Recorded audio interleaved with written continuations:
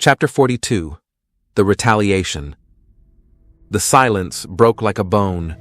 The chamber detonated with light, white-hot, searing every nerve in Mac's body raw. He staggered, half-blind, ears filled with a shriek that wasn't sound but pressure, a force that squeezed marrow, thought, breath, all at once. He threw his arms up instinctively, rifle clutched in his hands like a cross against the storm. Beside him, Ace dropped to one knee, teeth clenched, one hand still gripping the shard lodged in his chest. His skin glowed faintly in the glare, veins lit from within as if the crown were trying to burn him hollow. He spat blood, hissed between breaths, but his voice was steady. "Told you, it wouldn't bloody let us walk away." The chamber's walls flared alive, every glyph snapping into jagged symmetry. They pulsed in time with the crown's heartbeat, each beat slamming Mac's ribs like a hammer. The chamber wasn't just vibrating anymore, it was alive, its surfaces bending inwards, metal liquefying, stretching toward them. The judgment had begun in earnest. They are intrusion, they are weakness, they are null. The crown's voice rattled every bone in Mac's body. His vision swam with shapes not his own. Flashes of himself gutting stone with a blade, Ace crumpling under his rifle fire, humanity crawling on its knees before alien thrones. "Bloody hell!" Mac snarled, shaking his head hard as if he could rattle the images loose. "Not this trick again!" He ripped his rifle up and fired into the wall. The bullets punched into alien alloy, sparking against glyphs. The recoil steadied him, gave him a sound, a real thing in the storm. The crown howled, the air compressing so hard his ears popped, blood running from one. Ace forced himself upright, raising his own rifle despite the tremor in his arms. Physical and mental. Lovely. Couldn't just pick one, could it? The floor buckled beneath them, turning fluid for a heartbeat, then snapping solid again. Spines of molten metal lashed out like spears, stabbing at them. Mac shoved Ace back and dove, rolling across the slick surface, spraying fire to shatter the spikes before they skewered them. The chamber answered with a roar, and then it struck inward. The visions weren't just flashes anymore, they were total. Mac was somewhere else, inside the judgment.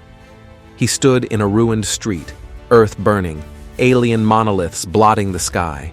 His rifle sagged in his grip as the smell of ash and burning plastic filled his nose. People ran, screamed, clawed at him for help. "Mac," a voice said, "stones." Except when he turned, it wasn't stone. It was himself, older, gaunt, wearing the insignia of the crown on his chest. "You already chose," the other Mac said, raising a hand. "You survive by becoming what judges, nothing else." Mac snarled, raised his rifle, and a hand clamped his shoulder. The street vanished. The chamber snapped back around him, Ace's face pale and furious an inch from his. "Don't you dare bloody check out on me, Mac," Ace barked, shaking him. "Stay in the fight." Mac blinked. His rifle was half lowered. The chamber's spikes were closing in again. Without another word, he swung the gun up, raking a burst across the molten protrusions until they shattered in sprays of light. The machine screamed again. The judgment wasn't trying to test them anymore. It was trying to kill them. Ace fired short, precise bursts at the glyphs themselves, and each shot that struck one blew out a tiny hole in the chamber's perfect rhythm. The wall screamed, light stuttering like static. "It bleeds," Ace gasped, chest heaving. "So it bloody well dies." But the crown wasn't about to roll over. The air thickened, crushing. Mac felt his knees buckle, like the atmosphere itself had quintupled.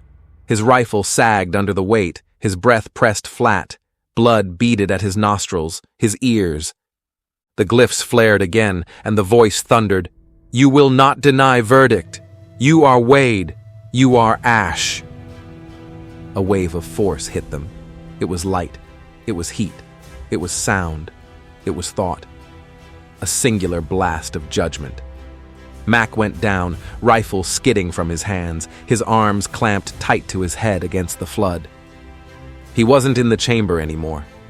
He was drowning, dragged under dark water, lungs filling with fire. Hands pulled at him from beneath. The faces of every man and woman he'd left behind, every order he'd followed, every enemy soldier he hadn't killed fast enough.